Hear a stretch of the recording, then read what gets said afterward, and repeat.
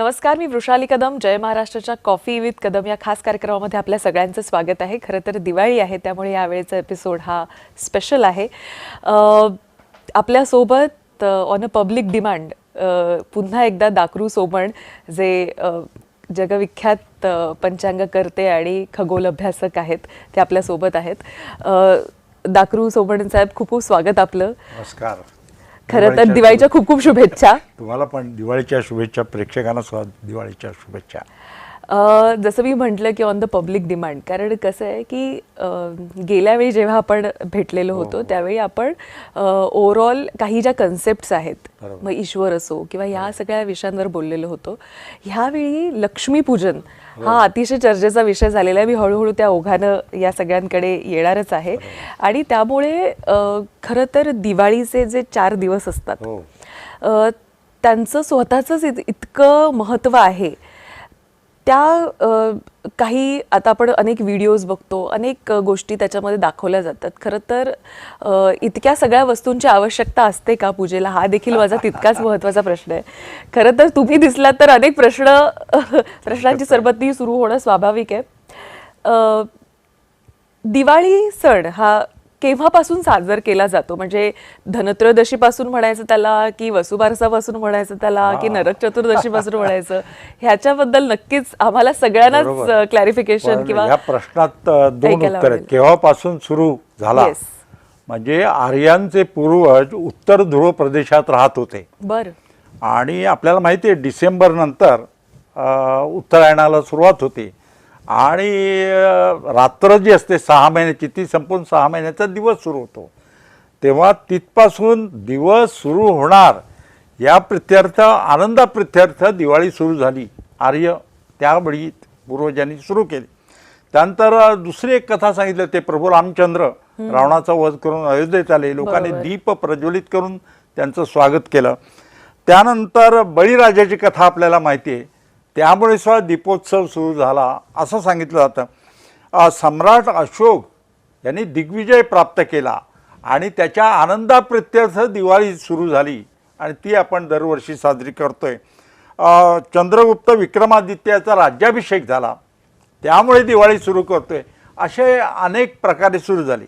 आता दिवाळीचे दिवस किती खरं सांगू का?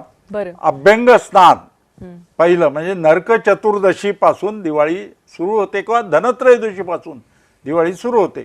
धनत्रयोदशी, नरक चतुर्दशी, लक्ष्मीपूजन आणि बलिप्रतिपदा हे 4 दिवस दिवाळीचे. पण भाऊबीज लगेचच येते आणि बहिणीला तर भाऊबीजेचं जास्त, भावाला पण ओढ असते, तेव्हा तो सण याला जोडून येतो म्हणून तो धरला जातो. आणि वसुबारस, कारण भारत हा शेतीप्रधान देश, त्यामुळे साहजिकच गाय आणि वासरू यांचं पूजन करा सांगितलेलं आहे. त्या दिवशी तो दिवस त्यांचा आहे, त्यामुळे वसुबारस इथून दिवाळी सुरू होते. म्हणजे बघा, आश्विन कृष्ण द्वादशी प्रदोषकाली असेल त्या दिवशी वसुबारस. नंतर धनत्रयोदशी, आश्विन कृष्ण त्रयोदशी प्रदोषकाली असेल तो धनत्रयोदशीचा दिवस. अशा रीतीनं दिवाळी सुरू होते.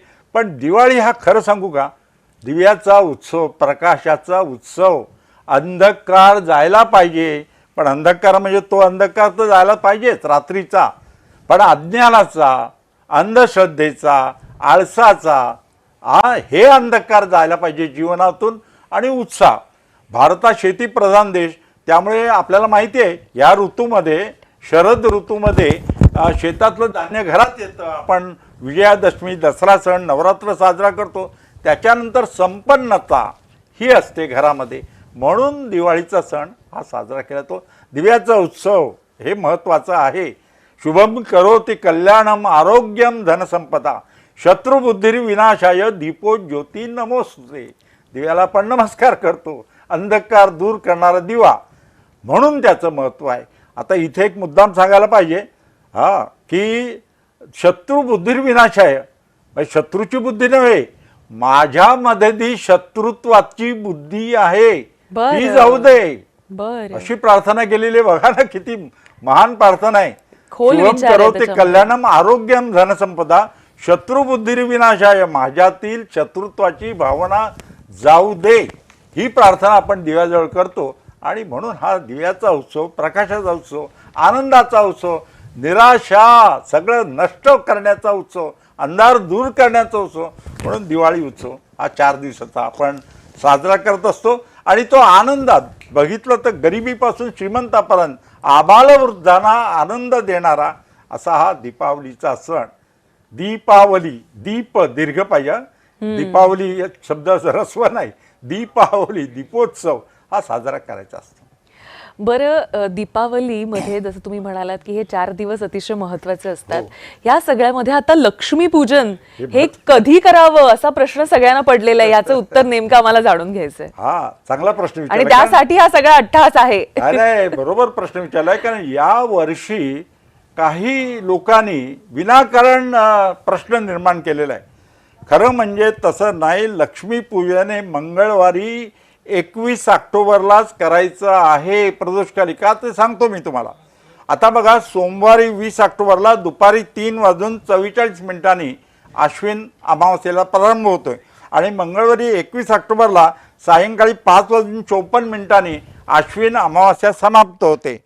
तेव्हा सूर्यास्त आहे 6:11. प्रदोष कालामध्ये 21 तारखेला अमावस्या नाही आहे म्हणून काही लोक म्हणतात की लक्ष्मीपूजन 20 तारखेला करा, पण ते चुकीचं आहे. कारण आपल्याकडे ज्या ग्रंथावरून हे केलं जातं ना, तो धर्मसिंधू हा ग्रंथ प्रमाण हा मानला जातो.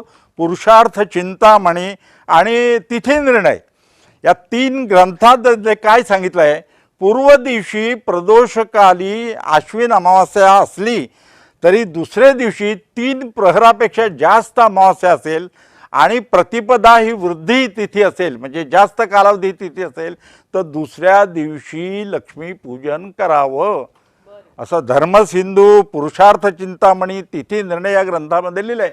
त्यामुळे महाराष्ट्रामध्ये सर्व पंचांग आणि दिनदर्शिकेत जे दिलेले आहे ना, मंगळवार 21 ऑक्टोबरला लक्ष्मीपूजन करावं प्रदोषकाली आणि किती वाजेपासून, सायंकाळी 6:11 रात्री 8:40 लक्ष्मीपूजन करावं असं सांगितलेलं आहे. त्यामुळे निश्चय म्हणजे चिंता मनामध्ये नाही, द्विधा मनस्थिती नाही. मंगळवारी 21 ऑक्टोबरला लक्ष्मीपूजन करायचं आहे.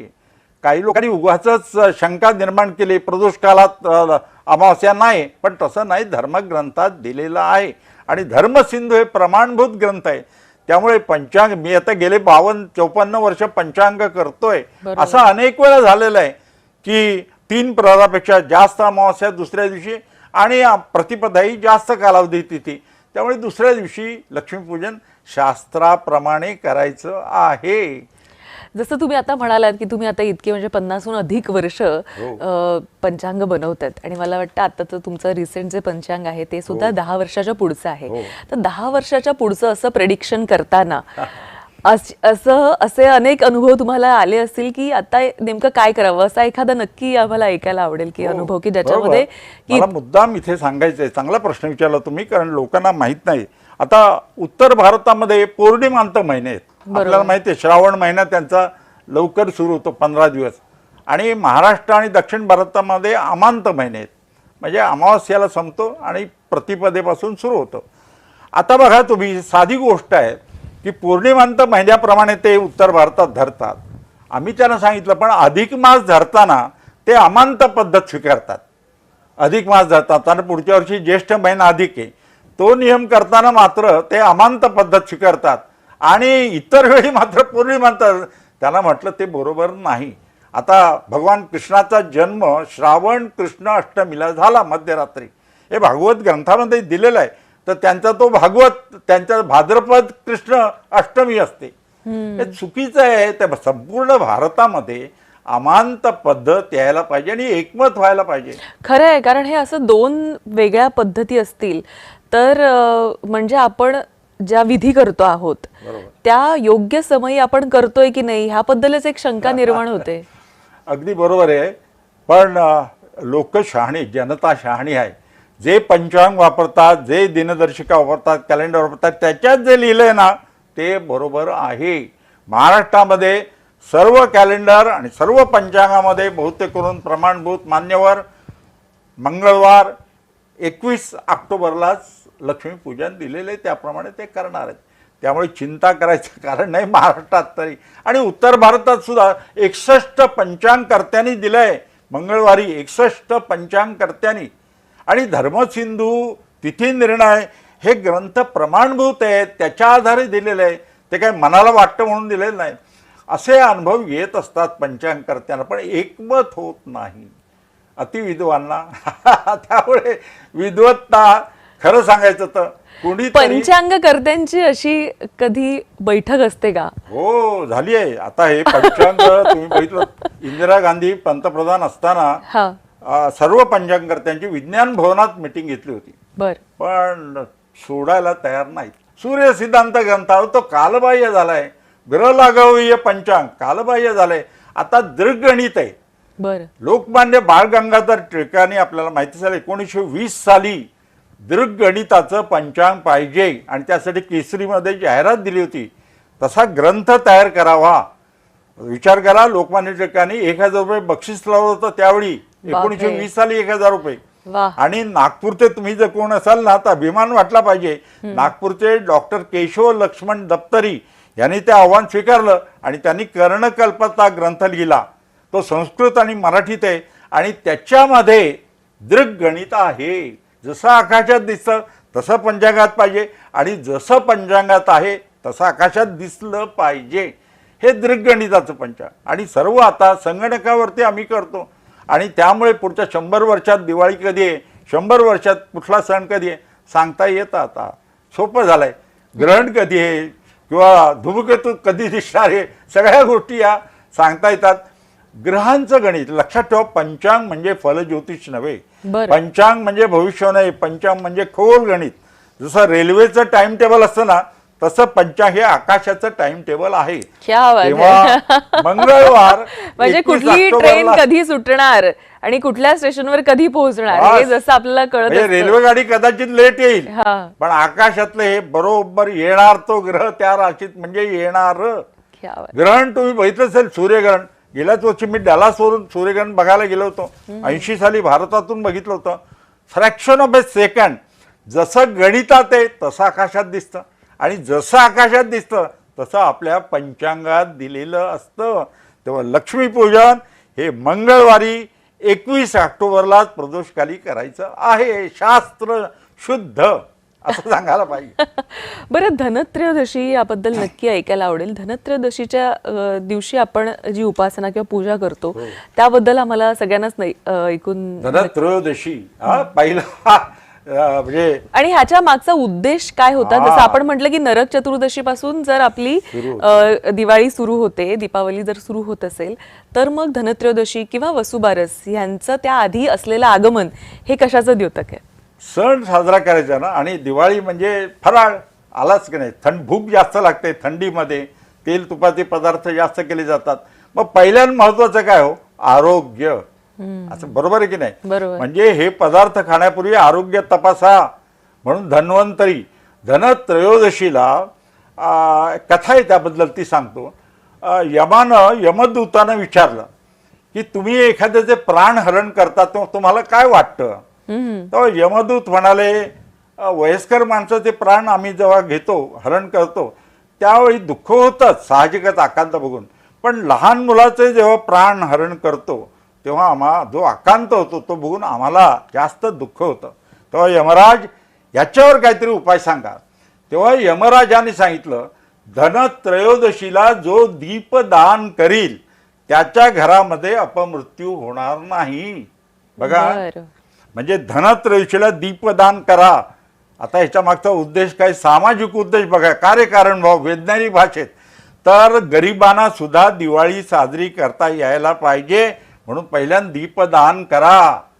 पण केवळ दिवा देऊ नका, दान वस्त्रदान करा, अन्नदान, दे फराळाचे पदार्थ करतो ते दान करा. समाजातील प्रत्येक घटकाला, प्रत्येक माणसाला दिवाळी साजरी करता यायला पाहिजे. हे धनत्रयोदशीच्या दिवशी यमराजांनी आपल्या ह्याच्यामध्ये सांगितलेलं आहे, दीपदान करा. म्हणून आपण दीपदान करतो. बालमृत्यू होऊ नये यासाठी करतो, आशा दाखवलेली आहे. पण मूळ हेतू काय त्याच्या मागचा? तर समाजामध्ये गरिबांना सुद्धा दिवाळी साजरी करता यायला पाहिजे, त्यांच्या घरातील अंधकार सुद्धा दूर व्हायला पाहिजे. म्हणून दीपदान करा, मग वस्त्रदान करा, अन्नदान करा, त्याच्याबरोबर आनंद आहे सगळ्यांना. बघा, दुसऱ्याच्या जीवनात आपण आनंद निर्माण करतो ना, तेव्हा आपल्याला जास्त आनंद होत असतो.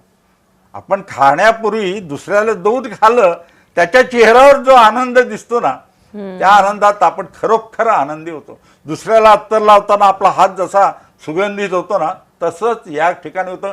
म्हणून धनत्रयोदशीला दीपदान. धनत्रयोदशीला आणखी एक महत्त्व आहे. आपल्याला माहिती आहे, धन्वंतरींचा जन्म या दिवशी झाला. बरं. धन्वंतरी म्हणजे देवांचे डॉक्टर, देवांचे वैद्य. बरं. हे धन्वंतरी समुद्र मंथनातून जे निघाले धन्वंतरी, त्याच्या हातामध्ये अमृत कलश होता एका हातामध्ये, दुसऱ्या हातामध्ये आयुर्वेद होता ग्रंथ, आयुर्वेदाचे प्रवर्तक. तेव्हा संशोधकांचं म्हणणं आहे ते धन्वंतरी एक आहेत. आणि दुसरे धन्वंतरी त्यांचे अवतार मानले जातात. त्यांनी 13 ग्रंथ लिहिले. मी नावं सांगतो त्यापैकी काही: चिकित्सा दर्शन, चिकित्सा कौमुदी, योग चिंतामणी, धन्वंतरी निघंटू, असे 13 ग्रंथ ज्या ग्रस्तांनी लिहिले, वैद्यांनी लिहिले. तो धन्वंतरी, त्या मूळचा धन्वंतरी समुद्रमंथनातून निघालेला त्याचा अवतार होता असं मानलं जातं.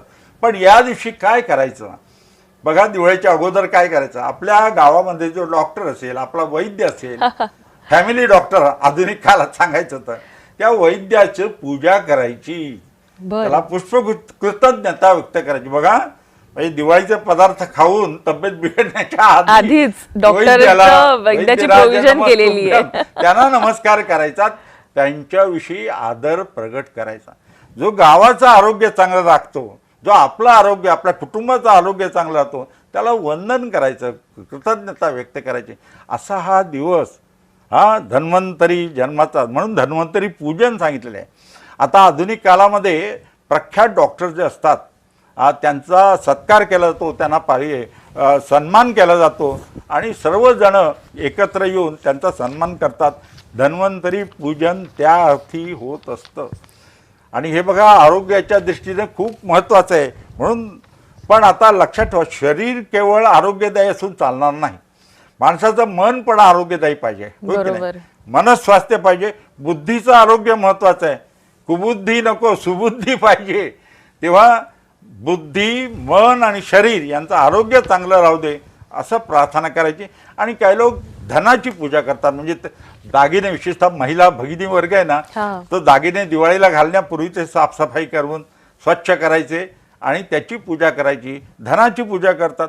आणि धन्याचा प्रसाद, धने आणि गूळ यांचा प्रसाद देण्याची पद्धत आहे. बरं. अच्छा. ह्याच्या मागचं काय कारण असेल? कारण म्हणजे आयुर्वेदामध्ये धने हे औषधी आहेत.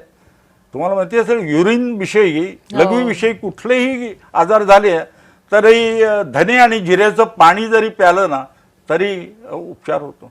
आयुर्वेदामध्ये धन्याचं महत्त्व आहे.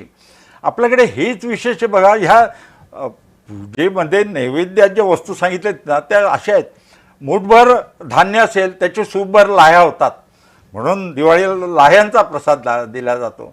तसंच बत्तासे, छोटं साखर असेल ना, त्याचा मोठा बत्तासा तयार होतो, तेव्हा भरभराट होऊ दे असं आहे. पण धने हे आयुर्वेदामध्ये महत्त्वाचे आहेत. धने आणि गूळ ह्यांचा नैवेद्य दाखवला जातो. आणि धनाची, आपल्या घरामध्ये जी संपत्ती आहे, धन आहे, त्याची पूजा सुद्धा केली जाते. अशी हा दिवाळीचा त्या दृष्टीनं पहिला दिवस. आणि म्हणून धनत्रयोदशीचं महत्त्व आहे. या दिवशी विष्णू, लक्ष्मी, कुबेर, योगिनी, नंतर नाग, द्रव्यनिधी आणि गणपतीची पूजा अशी केली जाते.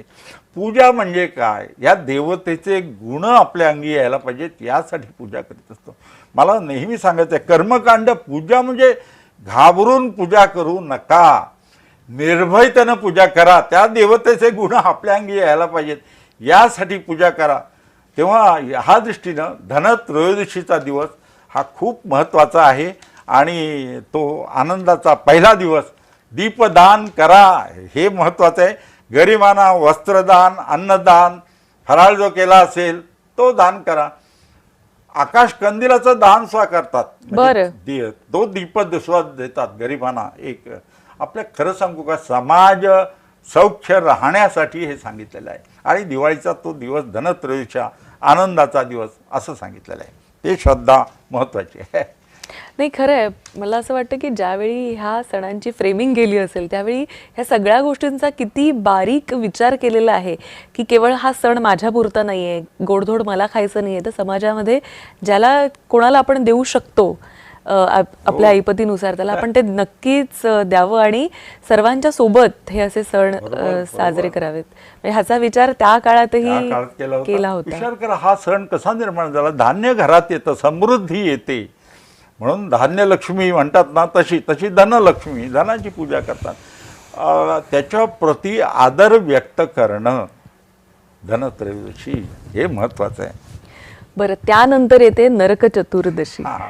तर ह्या दिवशी अभ्यंग स्थानाचं महत्व काय आहे हे आम्हाला सगळ्यांना ऐकायला नक्की आवडेल आणि कशा पद्धतीनं ते करावं शास्त्रशुद्ध पद्धती. विचारतात दिवाळी कधी, म्हणजे पहिली आंघोळ कधी. कोकणात विशेषतः विचारण्याची पद्धत आहे, पहिली आंघोळ कधी, अभ्यंग स्नान कधी, काय झालं आणि वेळ काय आहे यावेळेच्या अभ्यंग सांगतो ना. नरक चतुर्दशी ही महत्वाची आहे. आणि नरक चतुर्दशीच्या दिवशी, हा दिवस आहे सोमवारी 20 ऑक्टोबरला नरक चतुर्दशी. बघा, पंचांग करताना चंद्रोदयाच्या वेळी आश्विन कृष्ण चतुर्दशी पाहिजे. बघा, चंद्रोदयाच्या वेळी तो दिवस नरक चतुर्दशीचा असतो. आणि हे कशावरून नरक चतुर्दशी हा त्याची कथा देखील. आणि हे का सांगितलेलं आहे तर अभ्यंग स्नान करायचं. कधी करायचं? चंद्रोदयापासून सूर्योदयापर्यंत. तर चंद्रोदय पहाटे 5:20 या दिवशी, कधी 20 तारखेला सोमवारी, आणि संध्याकाळी सकाळी 6:35 सूर्योदय. म्हणजे पहाटे 5:20 पासून 6:25 पर्यंत अभ्यंग स्नान करायचं आहे असं सांगितलेलं आहे शास्त्रामध्ये. आता हे लवकर आंघोळ करा. आता हल्ली काय झालं, ऋतुमानात बदल झालेला आहे. ब्राह्मो मुहूर्ताला आंघोळ करावी असंही म्हटलं जातं. तर मग तो ब्राह्मो मुहूर्त आणि हा चंद्रोदयापासून सूर्योदयापर्यंत नरक चतुर्दशीचा अभ्यंग स्नानाचा दिवस. अभ्यंग स्नान म्हणजे काय तर तेल, सुवासिक तेलाने शरीराला मसाज करायचा. त्यामुळे स्नायू बळकट होतात. आणि तुम्हाला माहिती आहे का, थंडीचा सीझन असतो हा, विंटर सीझन. आपली त्वचा कोरडी होते आणि त्याला तेल लावलं तर त्वचा तेजस्वी होते. याचा मागचा आयुर्वेदिक अर्थ आहे. म्हणून अभ्यंग स्नानाला महत्व आहे. आयुर्वेदामध्ये अभ्यंग स्नानाला महत्व आहे. मग उटीन तयार करतात, पण आताची जी केमिकलची उठणं आहेत ना ती वापरू नका. तुम्ही नैसर्गिक, आम्हाला आठवतं टाकळ्याच्या बियांपासून आम्ही उठणं तयार करायचो, स्वतः करायचं उटीन तयार, आणि त्यांनी मसाज करायचा तेल लावून, सुवासिक तेल लावून, आणि नंतर गरम पाण्याने स्नान करायचं. आणि थंडी असायची त्यामुळे थंडीमध्ये गरम पाण्याने स्नान करताना बरं वाटायचं. लहानपणचे दिवस आठवा. आणि मग खोबऱ्याचं जे आपण दूध काढतो आणि हो, त्यांनी सुद्धा पद्धत आहे. ही वेगळ्या ठिकाणी वेगळी पद्धत आहे. ही मूळची महाराष्ट्रातली नाही असं म्हणतात. मूळ उद्देश तेलाची त्वचेला मसाज करणं आणि नंतर स्नान, गरम पाण्याने स्नान करणं, त्याला अभ्यंग स्नान म्हणतात. आपल्याकडे काय, प्रत्येक सणाच्या दिवशी खरं म्हणजे अभ्यंग स्नान करायचं आहे प्रत्येक सणाला. पण दिवाळीला थंडीचे दिवस असतात, स्नायू बळकट होतात, हाडं मजबूत होतात, आणि त्यामुळे अभ्यंग स्नान करायला सांगितलं आहे. आणि चंद्रोदयापासून सूर्योदयापर्यंत लक्षात ठेवा, तेव्हा तो दिवस महत्त्वाचा. पण इथे काय झालं माहिती आहे का, विशेषतः नरक चतुर्दशीच्या दिवशी भगवान कृष्णाने नरकासुराचा वध केला. आपल्याला माहिती आहे, 16 सहस्र नारी त्यांनी त्याच्या ताब्यात होत्या, आणि भगवान कृष्णाने नरकासुराचा वध केला त्या दिवशी. आणि मरताना नरकासुर म्हणाला, भगवान मला एक वर द्या. तर कृष्णाने विचारलं, काय वर देऊ? तर माझा मृत्यूदिन हा अभ्यंग स्नान करून आणि दीप प्रज्वलित करून लोकांनी साजरा करावा असं नरकासुराने म्हटलं. आणि भगवान कृष्णाने तथास्तु म्हटलं. अशी कथा आहे, पण मूळ हेतू काय, अभ्यंग स्नान करा हे सांगितलेलं आहे. आता काही ठिकाणी आपल्याला ते कडू कारल्याचं फळ असतं, ते पायाखाली चिरडण्याची सुद्धा पद्धत आहे. बरोबर, पण ते करा, हो ते करा. दसऱ्याला रावणाचे पुतळे जाळणं सोपं आहे, पण आपल्यातला जो रावण आहे तसा आपल्यात जो नरकासूर आहे ना, त्याचा वध करायला पाहिजे. आणि त्यासाठी स्वतःलाच कृष्ण व्हायला पाहिजे. आपल्यामध्ये आळस, अज्ञान, अंधश्रद्धा हे नरकासूर लपलेले असतात ना, त्याचा वध कोण करणार? आपणच आपल्या फायद्यासाठी करायचा आहे. तेव्हा म्हणून नरकासुरानं तो वर मागितला, भगवान कृष्णाने दिल्या, म्हणून आपण अभ्यंगस्नान करतो आणि दीप प्रज्वलित करतो नरकासुराने विचार करा, 16 सहस्र नारी बंदिस्त केल्या होत्या. भगवान कृष्णाने त्यांना सोडवलं आणि त्यांच्या आईवडिलांना निरोप पाठवले की मुलींना घेऊन जा. आईवडील यायला तयार नाही. त्या काळामध्ये माझी मुलगी नरकासुराच्या ताब्यात होती, आम्ही घेणार नाही. तर भगवान कृष्णाने लक्षात घ्या, समाजात त्यांना प्रतिष्ठा प्राप्त करून देण्यासाठी पतित्व जाहीर केलं. ते पती झाले त्यांचे, 16 सहस्र नारींचे पती म्हणतात ना, त्या अवतारामध्ये त्यांना समाजात प्रतिष्ठा प्राप्त करून दिली आणि त्या मुलींना पोटापाण्याची सोय करून दिली. हे कृष्णाचं काम आहे. बघा, भगवान कृष्णाचं चरित्र आपण वाचतो, पण त्याचे गुण आपल्या अंगी यायला पाहिजे, यासाठी कृष्ण जयंती साजरी करायची असते. तर या दिवशी कृष्णाचे हे गुण आपण लक्षात ठेवलं पाहिजे. आपल्यातला नरकासूर असतो त्याचा वध करायला पाहिजे. आणि या दिवशी आपण गोड पदार्थ जे केलेले असतात, दिवाळी म्हटलं की पहिल्यांदा काय करतो, घर साफ करतो, स्वच्छ करतो आणि पदार्थ करायचे. ते बघा तुम्ही, चकली, हा चव वेगळी असते. चकली, लाडू, अनारसे, शेव हे पदार्थ दिवाळीलाच करतात. खरं म्हणजे वर्षभर करायला हरकत नाही, पण त्यांच्यातला गोडवा किंवा ते खावेसे हवेसे हे दिवाळीमध्ये अधिक वाटतं. हो, याचं कारण ऋतुप्रधान, ऋतूमध्ये हा सण आलेला आहे. पावसाळ्यात आला असता तर दिवाळी कशी साजरी करणार, म्हणून आपल्याकडे चांद्र सौर पद्धतीचा मेळ घातलेला आहे. म्हणून मीन राशीमध्ये सूर्य असताना ज्या चांद्र महिन्याचा प्रारंभ होतो त्याला चैत्र म्हणायचं. मेष राशीत सूर्य असताना ज्या चांद्र महिन्याचा प्रारंभ होतो त्याला वैशाख म्हणायचं. कधी कधी एका राशीत सूर्य असताना जो चांद्र महिन्याचा प्रारंभ होतो तो पहिला अधिक मास येतो, पुढचा निज मास येतो, ज्येष्ठ महिना अधिक आहे पुढच्या वर्षी. तर ऋतू आणि चांद्रमास यांची सांगड घातली जाते. माझ्याकडे परदेशातून लोक विचारतात, तुम्ही पंचांग चांद्र सौर कसं करता?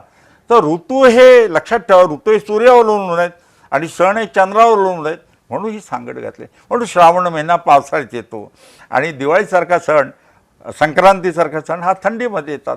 हे सांस्कृतिक महत्त्व आहे.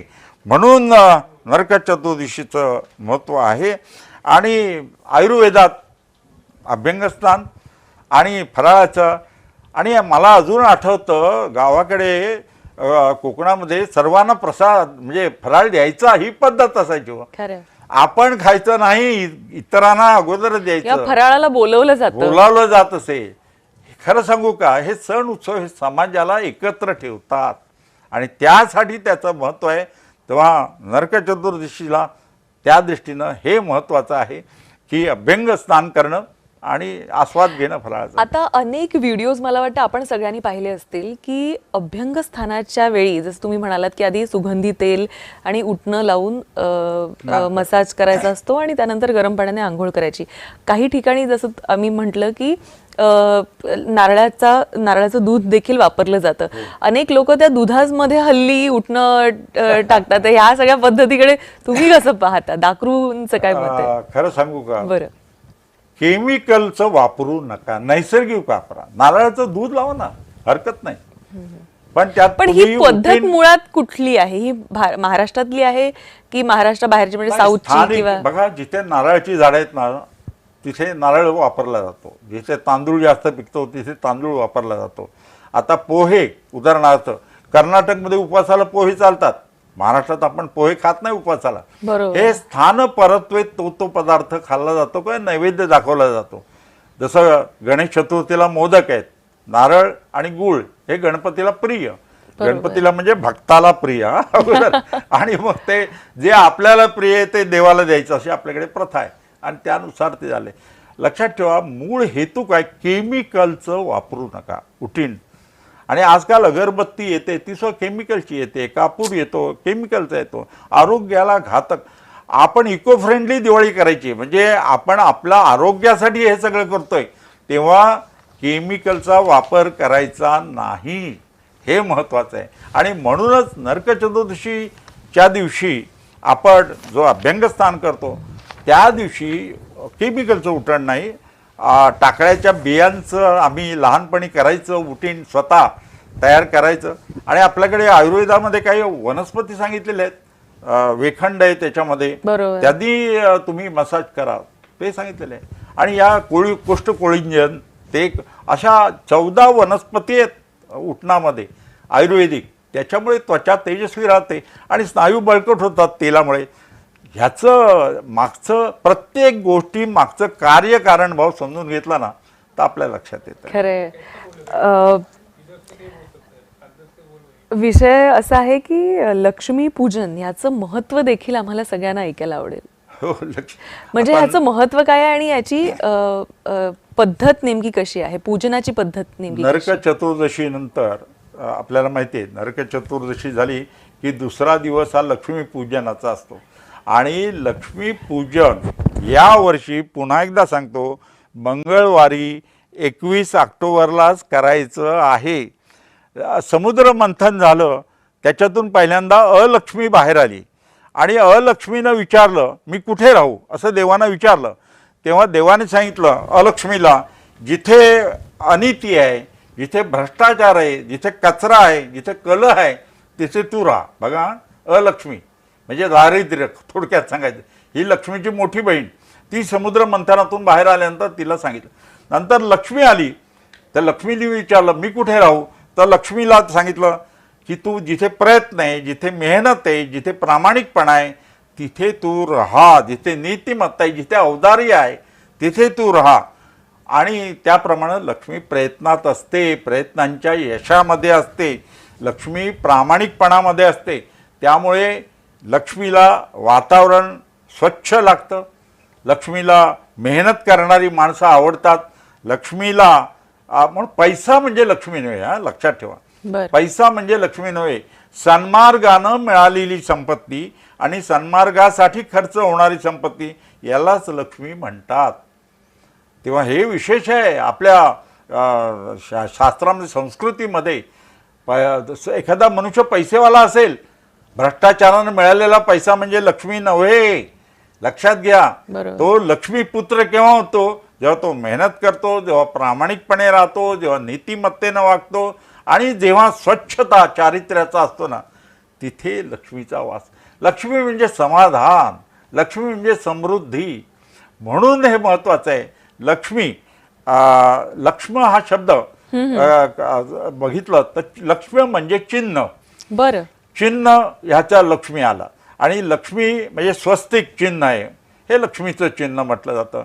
आणि त्यामुळे लक्ष्मी ही प्रसन्न राहायला पाहिजे आपल्यावरती. पण मित्रांनो, आधुनिक काळे कलियुग आहे. इथे केवळ पूजा करून, लक्ष्मी पूजन करून लक्ष्मी प्राप्त होणार नाही. इथे मेहनत करायला पाहिजे, योग्य दिशेनं अथक परिश्रम करायला पाहिजेत. आणि परिश्रमानं मिळवलेले पैसे असतात ना, ती खरी समाधानाचे असतात, ती लक्ष्मी असते. रात्री झोप शांत लागते. आणि खरं सांगू का, चारित्र्यवान राहिलं, नीतिमत्तेनं राहिलं आणि पैशाची आवक झाली, ते समाधान आहे ना, ते अनितीनं वागण्यामध्ये नाही. म्हणून पण आता लक्ष्मी पूजन नेमकं कसं करावं? लक्ष्मी पूजन, लक्ष्मी कुबेर, लक्ष्मी बरोबर कुबेराचं स्वपूजन असतं आणि गणपती यांचं पूजन करावं, लाह्यांचा नैवेद्य दाखवावा आणि प्रार्थना करावी लक्ष्मीला की तू माझ्यावर प्रसन्न हो. मी असंच आधुनिक काळामध्ये थोडं मंत्र बदलले पाहिजेत. मी मेहनत करीन, मी निर्व्यसनी राहीन, मी प्रामाणिक राहीन आणि मी स्वच्छता ठेवेन, मी नीतिमत्तेनं राहीन, अशी प्रार्थना लक्ष्मीला करायला पाहिजे. आणि तरच लक्ष्मी प्रसन्न होईल.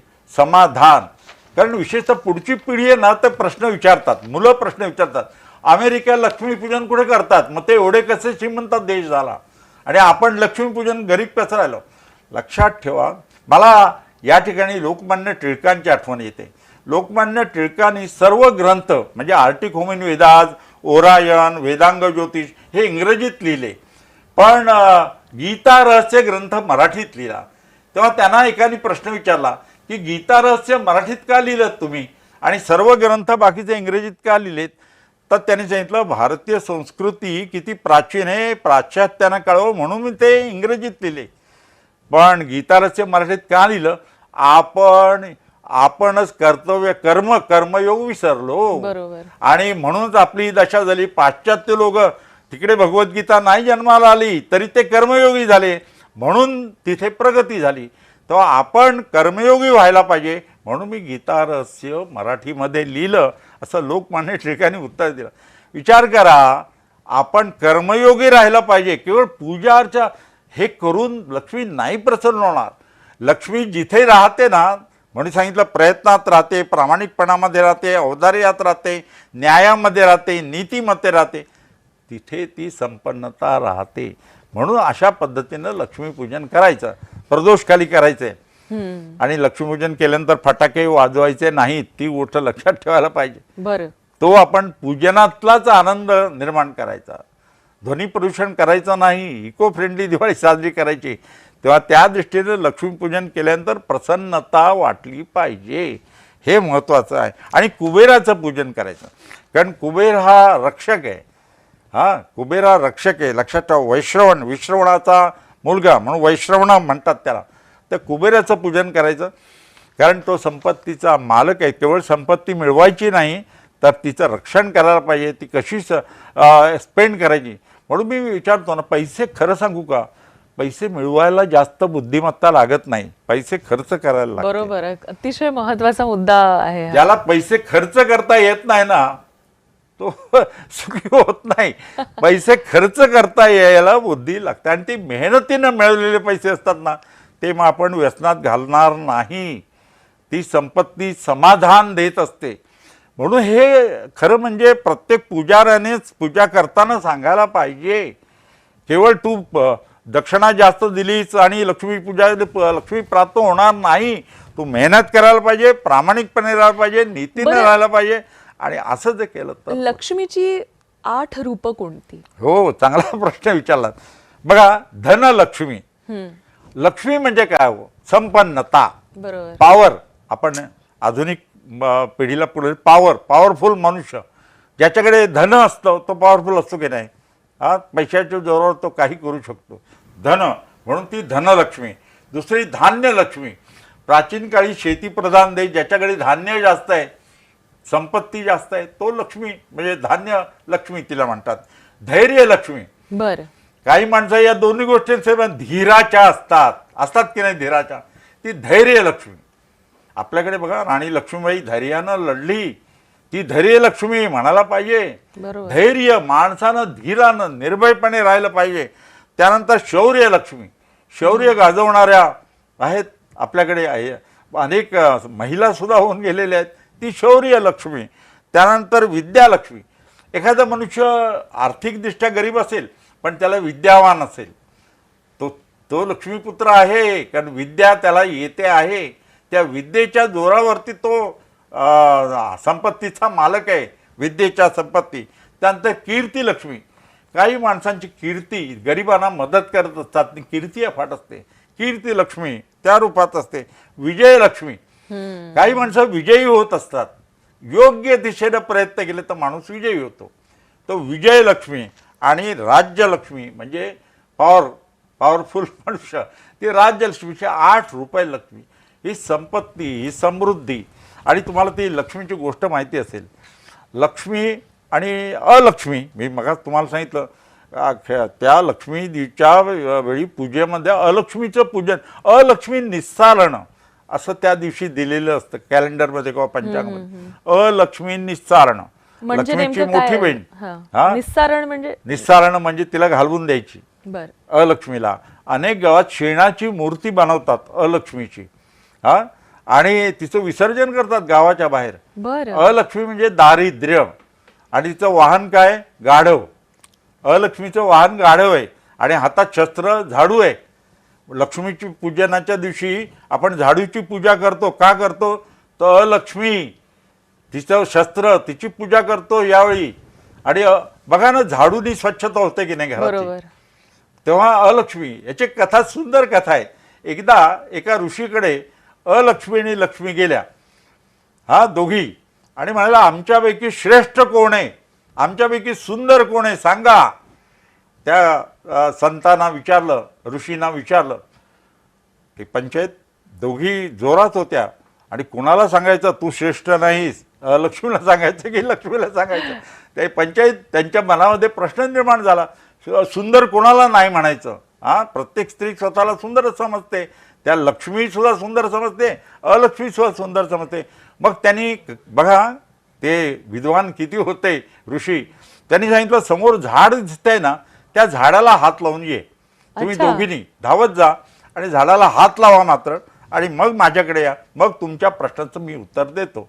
आणि झालं, लक्ष्मी आणि अलक्ष्मी दोघीही धावत गेल्या, झाडाला हात लावल्या आणि परत आल्या. मुनिवर्य सांगा, आमच्यापैकी श्रेष्ठ कोण आहे, आमच्यापैकी सुंदर कोण आहे सांगा.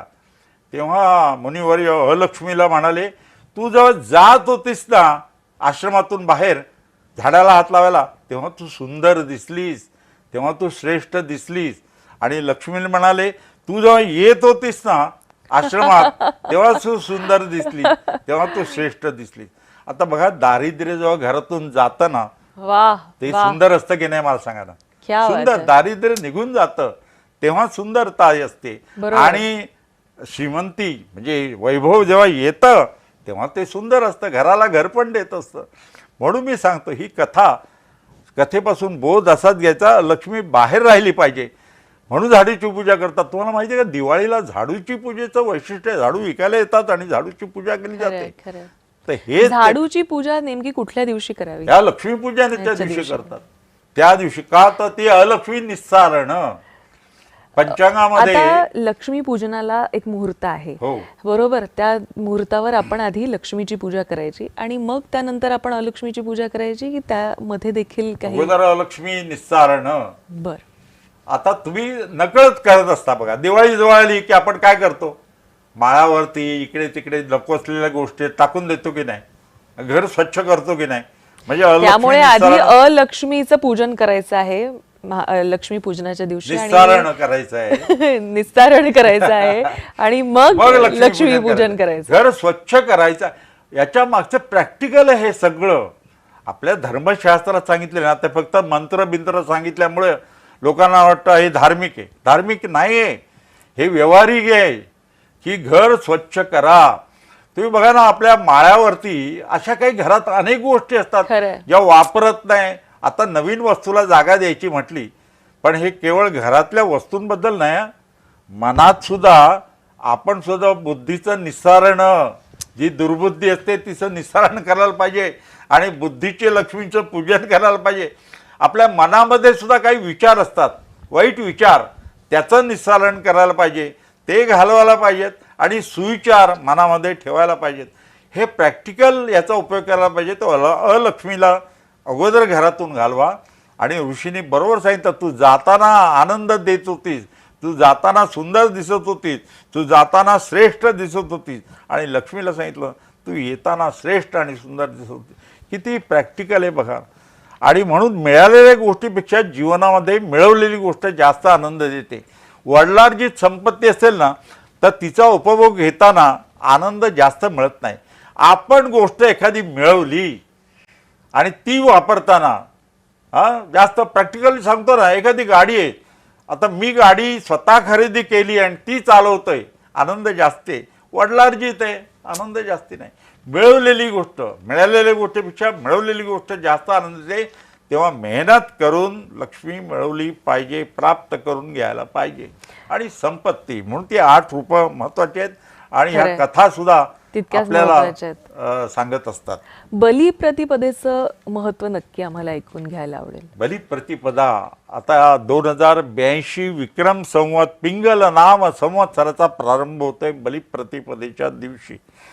कार्तिक शुक्ल प्रतिपदेला बलिप्रतिपदे म्हणतात. 3.5 मुहूर्त जे सांगितलेत ना, गुढीपाडवा, अक्षय तृतीया, विजयादशमी आणि हा बलिप्रतिपदेचा, हा 3.5 मुहूर्तातील दिवस. शुभ कार्य करायला बलिप्रतिपदा चांगली. त्या दिवशी सुवर्ण खरेदी करतात, शुभ कार्याचा प्रारंभ करतात, मौल्यवान मग वस्तूची लक्ष्मी खरेदी करतात. पूजनाला सुवर्ण खरेदी करावी की बलिप्रतिपदेला करावी? बलिप्रतिपदेला करावी. लक्ष्मी बरं. पूजन आपण करतो, ते अनेक जण लक्ष्मीची पूजा लक्ष्मी करतो, चोपडा पूजनाला- पूजन करतात. व्यापारी लोक लक्ष्मी पूजनाच्या दिवशी वहीची पूजा करतात. बरोबर. ज्याच्यात हिशोब लिहायचे, विक्रम संवत, नवीन विक्रम संवताचा हिशोब लिहायचा, त्याची पूजा करतात. परंतु लिहायला सुरुवात करतात बलिप्रतिपदेच्या दिवशी. बर. त्या दिवशी हिशोब लिहायला सुरुवात करतात. बलिप्रतिपदा हा विक्रम संवत आपल्याला माहिती आहे उत्तर भारतामध्ये विक्रम संवताला महत्त्व आहे. 2082 पिंगल नाम संवत्सराचा या दिवशी प्रारंभ होतो आहे. आणि नवीन कार्य करायचं असेल ना, जुनं विसरायचं असेल, वाईट सवयीचा त्याग करायचा असेल, चांगल्या सवयी करायच्या असतील तर बलिप्रतिपदेचं या दिवशी बलीची पूजा करण्याची. आपल्याला माहिती आहे बली हा शेतकऱ्यांचा मित्र. शेतकऱ्यांना त्याच्याकडे संपत्ती होती, सर्व संपत्ती त्यांनी एकत्र केली होती आणि त्या काळामध्ये ती संपत्ती जनता जनार्दनात जायला पाहिजे म्हणून बळीला पाताळात पाठवलं. ती कथा जी आपण सांगतो ती त्यासाठी आहे. आणि त्याची संपत्ती सर्व जनता जनार्दनाला मिळाली, म्हणजे विकेंद्रीकरण झालं बरोबर संपत्तीचं. ही त्या काळातली गोष्टी सांगितलेल्या आहे बघा. आज आपण करतो संपत्तीचं विकेंद्रीकरण, गरिबाला सुद्धा सर्व गोष्टी मिळाल्या पाहिजेत यासाठी. तर ती बळीची कथा आहे. बळीची पूजा केली जाते आणि विंध्यावली तिच्या पत्नीचं नाव, तिचं सुद्धा पूजा केली जाते. या बळीची पूजा केली जाते. या दिवशी आणखी गंमत, विक्रम संवताची सुरुवात होते, गोवर्धन पर्वताची पूजा केली जाते. आता का केली जाते सांगतो, त्याच्यामागे कथा आहे. भगवान कृष्णाने सांगितलं काय तर गोकुळवासी इंद्राची पूजा करायचे. का तर इंद्र पाऊस पाडतो असा गैरसमज होता, इंद्र पाऊस पाडतो. तेव्हा भगवान कृष्णाने सांगितलं, आज जी मुलं शाळेत शिकतात ना ते त्या काळामध्ये कृष्णाने सांगितलं कथेमध्ये आहे की इंद्र पाऊस पाडित नाही, तर गोवर्धन पर्वताला ढग अडतात आणि त्यामुळे पाऊस पडतो. म्हणून पूजा करायची असेल तर इंद्राची करू क्या नका, बात. गोवर्धन पर्वताची पूजा करा. हे त्या काळामध्ये कृष्णाने गोकुळवासियांना सांगितलं आणि ती कधी करा, कार्तिक शुक्ल प्रतिपदेला करा. म्हणून गोवर्धन पूजा केली जाते या दिवशी. आणखी अन्नकूट केलं जातं. हा, आता हे अन्नकूट बघा, म्हणजे समाज काय हे अन्नकूटाची बघा कल्पना किती त्या काळामध्ये, जुन्या काळातली हजारो वर्षापूर्वीपासून आहे की प्रत्येकाने घरातून एक एक पदार्थ आणायचा, मंदिरात ठेवायचा, तो ईश्वराला अर्पण करायचा आणि सर्वांनी एकत्र बसून खायचं. सहभोजन म्हणजे समाजामध्ये कोणी श्रेष्ठ, कोणी खाली, कोणी उच्च नीच नाही, सर्वांनी एकत्र बसून भोजन करायचं. त्या काळात पद्धत होती आणि त्यासाठी हे अन्नकूट निर्माण झालं. अन्न एकत्र करायचं आणि त्याचा प्रसाद सर्वांनी एकत्र बसून घ्यायचा. मोठा कोणी नाही, नीच कोणी नाही. म्हणजे वारकरी पंथात जे सांगितलं ना, बघितलं असेल, वारकरी पंढरपूरच्या वाळवंटामध्ये एकमेकाला नमस्कारतात, तुझ्यात पण ईश्वर आहे, माझ्यात पण ईश्वर आहे. समानता समाजातली हे अन्नकूटामध्ये सांगितलेली आहे. ईश्वराला दाखवायचं, अगोदर नैवेद्य अर्पण करायचा आणि तो सर्वांनी एकत्र बसून खायचा, हे अन्नकूट. आणि हे बलिप्रतिपदेला केलं तर 3:30 मुहूर्तातील हा दिवस हा महत्त्वाचा आहे. आणि म्हणून बलिप्रतिपदेचं हे महत्त्व आहे की दिवाळी पाडवा याला म्हणतात. आणखी एक महत्त्वाची गोष्ट महिलांना विशेषतः, पत्नी पतीला ओवाळते या दिवशी. बरोबर. हां, आणि पती तिला भेटवस्तू येतो. पण आधुनिक काळामध्ये पत्नी सुद्धा मिळवते की नाही, म्हणजे पतीनं सुद्धा पत्नीला ओवाळायला हरकत नाही.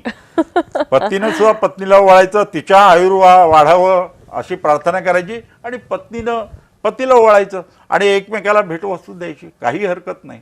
आधुनिक काळात बदललं पाहिजे काळाप्रमाणे. त्याप्रमाणे केवळ पत्नीने नव्हे, पतीनं सुद्धा पत्नीला ओवाळायला पाहिजे, असं माझं वैयक्तिक मत आहे. नक्कीच.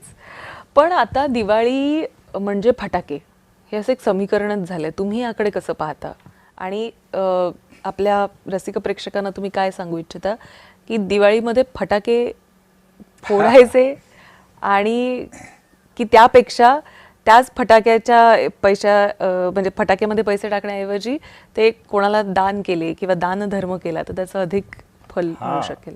पण दिवाळीचा शेवटचा दिवस भाऊबीजेचा असतो. हो, भाऊ बहिणीचं नातं आपल्याला माहिती आहे. रक्षाबंधनाला बहीण भावाच्या घरी जाते आणि राखी बांधते आणि भाऊबीजेला भाऊ बहिणीच्या घरी जातो. किती हृदयस्पर्शी आहे. म्हणजे लहानपणी मला आठवतं भाऊबीज परकर पुरका घालून बहीण असायची आणि भाऊ टोपी घालून पाटावर बसले असायचा, वडील द्यायचे भाऊबीज काय घालायची ते, आणि आई मदत करायची बहिणीला तबक वळायचं. ती लहानपणी. नंतर विवाह होतो, बहीण सासरी जाते आणि मग भाऊ पहिल्या भाऊबीजेला जेव्हा घेतो बहिणीकडे, बहीण वाट बघते कधी माझा भाऊ येतोय आणि मग त्यानं मुलं होतात, मग मामा येणार म्हणून ती नातवंड म्हणजे भाची मंडळी त्याचं स्वागत करतात. मग वृद्ध होतात दोघेही बहीण पण वृद्ध होते. ती म्हणते पदक मी आता वाळेचं धरू शकत नाही. भावा तू येशील ना? तो येतो, भाऊबीज देवा पुढे ठेवतो. पुढच्या वर्षी भाऊबीजेला येणार ना? बहीण विचारते, हो तू जिथे असशील तिथे मी येणार. वृद्ध झालेली असतात, पण नातं हे बहीण भावाचं हे या भाऊबीजेच्या यांनी होतं. आता फटाके तुम्ही जो प्रश्न विचारलात, खरं सांगू का, फटाके कशासाठी वाजवतात? आनंदासाठी, आनंद मिळावा. पण आधुनिक काळामध्ये आनंद मिळतो तो रांगोळी काढण्यामध्ये सुद्धा आनंद मिळतो. दिवाळीत रांगोळी काढा ना, त्याच्यामध्ये आनंद मिळू शकतो. आधुनिक काळामध्ये आकाशकंदील करा. त्या आकाशकंदील करण्यामध्ये आम्हाला आठवतं आम्ही पायलीचा आकाशकंदील करतो, त्याच्यावरती चित्र कोरायचं आणि तो मध्ये पणती ठेवल्यानंतर तो फिरायचा. त्या काळामध्ये इलेक्ट्रिसिटी शिवाय तो फिरायचा आणि चित्र ती दिसायची. आकाशकंदील करा. विकत आणण्यापेक्षा स्वतः करण्यात आनंद आहे. आनंद मिळवायचा असेल तर दिवाळी पहाटसारखे कार्यक्रम कलावंत सादर करतात, ते अटेंड करा.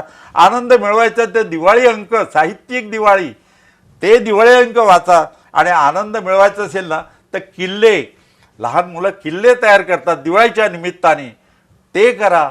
आनंद फटाक्याने नाही. आपण उत्सव साजरा करत असताना, आनंद उपभोगत असताना इतरांच्या जीवनात त्रास निर्माण करायचा. ध्वनी प्रदूषण होता कामा नये, वायू प्रदूषण होता कामा नये. तुम्हाला माहिती आहे काही लोक दिवाळीत शहराबाहेर जातात, त्यांना त्रास होतो, त्रास होतो, इतका धूर होतो, दम्याचे विकार, त्यांना श्वसन विकार निर्माण होतात. अशा आपण त्रास आणि अनेकांच्या घरी पाळीव प्राणी देखील असतात, त्यांना देखील त्याचा अतिशय त्रास होतो. करेक्ट. लहान मुलं असतात, वृद्ध असतात. आपण लक्षात ठेवा, आसुरी आनंद नको, क्षणिक आनंदासाठी आसुरी आनंद नकोय, सात्विक आनंद पाहिजे. म्हणून इको फ्रेंडली दिवाळी. दिवाळीत आवाज आम्ही प्रचार करतो शाळांमध्ये. तुम्हाला माहितीये मुलं फार हुशार आहेत. मुलं बाबांना सांगतात बाबा फटाके आणू नका. आम्ही किल्ले करतो, आम्ही आकाशकंदील करतो, आम्ही रांगोळी घालतो. मी स्वतः रांगोळी घालतो. मला एक प्रश्न असा पडलाय की आपण हे भूतलावरचे फटाके आणि या संदर्भात बोलतोय, आकाशामध्ये पण असे फटाके फुटतात का? अरे वा, चांगला प्रश्न विचारलाय मित्रांनो. अतिशय मी तुमचे आभार मानतो, धन्यवाद देतो. कारण लेमन नावाचा धूमकेतू 21 ऑक्टोबरला सूर्यास्तानंतर पश्चिम क्षितिजावरती दिसणार आहे. बरं, आदळणार नाही, दिसणार आहे आपल्याला. आणि तो किती वर्षांनी येतो? 1350 वर्षांनी एकदाच फेरी मारतो. बरं, म्हणजे हॅलीचा धूमकेतू दर 76 वर्षांनी येतो. पण लेमन हा धूमकेतू फोर्ट लेमनच्या तिथून त्यांनी ते काढलं, म्हणून त्याचा शोध लावला, म्हणून त्याचं नाव दिलं. पण हा धूमकेतू 21 ऑक्टोबरला सूर्यास्तानंतर पश्चिमेस दिसणार आहे. आपण पाहू शकणार आहोत की आपण पाहू शकणार, साध्या डोळ्यांनी दिसेल असं शास्त्रज्ञ सांगतायत. आकाश स्वच्छ पाहिजे आणि शहरापासून दूर जायला पाहिजे. मंगळवारी 21 ऑक्टोबरला. त्यामुळे जर तो धूमकेतू पाहायचा असेल तर आकाशामध्ये आपले फटाके कृत्रिम फोडू नका. आणि नैसर्गिक ह्या ज्या काही घटना घडतायत त्याचा आनंद आणि आस्वाद नक्कीच आपल्या परिजनांसोबत. बरं, वर्ष आहे मृग नक्षत्रात, कधी 21 ऑक्टोबरला. वा, खरं सांगू का, आकाशात दिवाळी साजरी होते आणि ती सुद्धा निरीक्षण करायला पाहिजे. आम्ही खगोल संमेलन 20-21 डिसेंबरला ठाण्याला घेतोय. महाराष्ट्रातील खगोलप्रेमी येणार आहेत. बरं, आणि खरं सांगू का, आकाश एवढा आनंद व्हायचा असेल ना तर निसर्गाशी वागा, निसर्गाला त्रास देऊ नका. आपण जर निसर्गाला जपलं ना सण उत्सव साजरे करताना, तर निसर्ग आपल्याला जपेल. तेव्हा समृद्धीचा, प्रकाशाचा उत्सव, प्रकाश इतरांच्या जीवनात निर्माण करून साजरा करूया आणि सर्वांना दिवाळीच्या शुभेच्छा देऊया. नक्कीच सगळ्यांना दिवाळीच्या शुभेच्छा. आणि आज तुम्ही इथं आलात आणि आम्हाला दिवाळीच्या प्रत्येक दिवसाची फोड करून सांगितली. त्या दिवशी मुहूर्त कुठला आहे, खरं तर लक्ष्मीपूजन या असा जो विषय मधल्या काळात निर्माण झाला होता त्याच्यावर देखील आपण प्रकाश टाकलात. आणि अनेक जे गैरसमज होते ते या निमित्तानं दूर झालेले आहेत. आणि त्यासोबतच प्रत्येक दिवशी कधी पूजा करावी, कशा पद्धतीनं करावी, आणि खरं तर आपलं शास्त्र म्हणतं की साधी सोपी पूजा असावी. फार काही त्याच्यात पूर्ण पाहिजे, श्रद्धा पाहिजे. खरंय. आणि आपण आनंद घेत असताना इतरांच्या जीवनात आनंद निर्माण करायला पाहिजे. म्हणून दीपदान करा, वस्त्रदान करा, अन्नदान करा. ही संस्कृती आपली. नक्कीच. त्यामुळे यावेळी फटाके कमी फोडा आणि आकाशामध्ये जे फटाके फुटणार आहेत त्याचा आस्वाद नक्कीच आपल्या परिवारासोबत घ्या. दिवाळीच्या तुम्हाला सगळ्यांना खूप खूप शुभेच्छा. आणि दाकरू सोमण जी आज तुम्ही इथं आलात आणि आमच्या सर्व रसिक प्रेक्षकांना, आमच्या व्ह्युअर्सना तुम्ही जे अनेक प्रत्येक दिवसाचं महत्त्व सांगितलं त्याबद्दल आपले अनेक धन्यवाद. तुम्हालाही दिवाळीच्या खूप खूप शुभेच्छा, तुम्हाला तुमच्या कुटुंबियांना, आणि आज आम्हाला वेळ दिल्याबद्दल अनेक आभार. वेळ झालेली आहे कॉफीमध्ये आता इथंच थांबायची. तुम्ही कुठेही जाऊ नका, पाहत राहा फक्त जय महाराष्ट्र.